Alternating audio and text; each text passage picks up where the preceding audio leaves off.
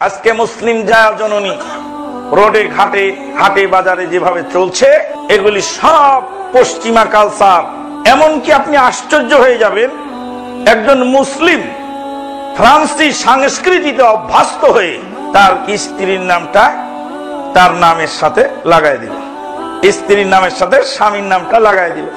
স্বামীর নাম স্ত্রীর নামের সাথে লাগানো এটা একটা জাহেলিয়াত। এটা সর্বপ্রথম আবিষ্কার হয়েছে ফ্রান্স থেকে। স্ত্রীর নামের সাথে স্বামীর নাম লাগবে না, স্ত্রীর নামের সাথে তার পিতার নাম লাগবে। আয়েশা সিদ্দিকা, সিদ্দিকা বিনতে সিদ্দিক মুবাররাতুম মিন ফাওকি সাব'i সামাওয়াত। ফাতেমাতুজ জাহরা বিনতু মুহাম্মাদিন সাল্লাল্লাহু আলাইহি ওয়াসাল্লাম। মেয়ের নাম ছেলের নাম বাপের নামের সাথে সম্পৃক্ত হবে। মায়ের নামের সাথে সম্পৃক্ত করাটাও জাহেলিয়াত। কারণ ইসলাম বলছে জারজ সন্তান হবে মায়ের পরিচয়। যার বাপের পরিচয় নেই সে মায়ের পরিচয় নেই, আর যার বাপের পরিচয় আছে সে মায়ের পরিচয় দিতে পারে, কিন্তু বাপের পরিচয় দেওয়ার পরে। বাপের নাম বন্ধ করে দিয়ে মায়ের নাম জারি করা, এটা হলো জাহেলিয়াত।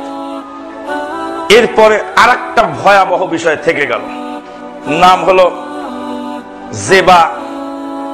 মহিলাটার নাম, কারো নামে কমন পড়লে এক্সকিউজ মি, একজন মহিলার নাম জেবা আর তার স্বামীর নাম হলো আব্দুর রহমান। তো যদি বলে জেবা আব্দুর রহমান, তাহলে এটা হলো ফ্রান্সি জাহেলিয়াত, ফ্রান্সি সংস্কৃতি। মানে জেবার স্বামী হলো আব্দুর রহমান, এটা বোঝা গেল। ফ্রান্সি অপসংস্কৃতিটাকে মেনে নেওয়া হলো। কিন্তু যদি বলে জেবা রহমান, রহমান তো আল্লাহর নাম, তো আল্লাহর স্ত্রী। কত বড় ভয়াবহ পাপ মানুষ প্রতিদিন করতেছে, লক্ষ লক্ষ মুসলিম করতেছে। জাহেলিয়াতের অপসংস্কৃতিকে চোখ বন্ধ করে মেনে নেওয়ার কারণে সে বোঝেই না যে ডাকছে সে গুনাহগার হচ্ছে, আর যে রেখেছে সে গুনাহগার হচ্ছে, আর যারা নীরব দর্শকের মতো সহ্য করছে তারাও পাপিষ্ট হচ্ছে।